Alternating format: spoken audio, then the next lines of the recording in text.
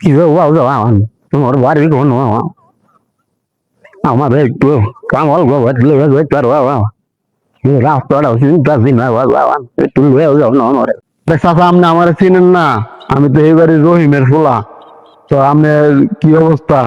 আপনার শরীরের তো অবস্থা ভালো না তো আপনি দূর রাস্তা নাইটটা কেমনে কেমনে যাইবেন তা আয়েন আপনি আমার লোক আপনার আমি সুন্দর করে রাস্তা দেখা লয়ে যাই আয়েন হরে বাবা কি কি কইছো বয়স তো আর কম হয়েছে না আর কত ভালো থাকুন শরীর হইবে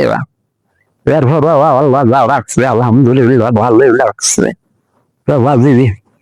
চলো যাই আপনি কামাল গোবাই যে কি করবেন কামাল গোবাই আপনার কি কোনো আত্মীয় স্বজন আছে নাকি কোনো কেউ লাগে আত্মীয় টাত্মীয় যাইবেন হ্যাঁ গোবাই এবার আমার আত্মীয় লাগে না হ্যাঁ গোবাই একটু বই জিরা পানি টানি খাইয়ে বুড়া মানুষ বুঝো না বয়স তো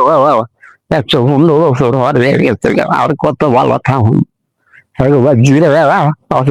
কলি মুখ দিয়ে আছে না হ্যাঁ আমার মায়ের নয় আমার নাতনি ধরে দেখতাম যেমন নাতনি দেওয়ার 2 দিন পর পরীক্ষা এসেছে তো দোয়া করে তুমি আচ্ছা দাদা তো চলেন আমরা লয়ে যাই এত কথা কওয়া ধরনের আপনার শরীরের অবস্থা ভালো না লয়ে যাই নাহলে আঙ্গ পাইতেন তো খাওয়া দাওয়া করে লয়েন তাড়েন যাই তা ভাবছি চল ভাই কি আর করবো